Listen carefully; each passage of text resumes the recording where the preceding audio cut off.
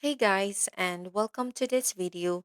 In this video, I'm going to show you how to turn off autocorrect on an Android device. So without further ado, let's get straight into it. So for this guide, we'll be using the Gboard keyboard on your Android. To start by tapping the gear icon, the settings above your keyboard here.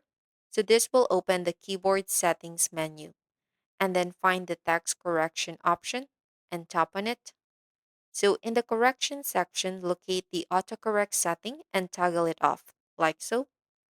So you will also notice additional settings here like auto capitalization, which you can adjust if needed. So once done, just press the back button twice to return to your typing screen. So now when you type, your words will no longer be autocorrected. So that's pretty much it. That's how you can turn off your autocorrect on your Android device. So I really hope you found this video useful. If you could give us a like and subscribe, we'd really appreciate it. Catch you guys in the next one.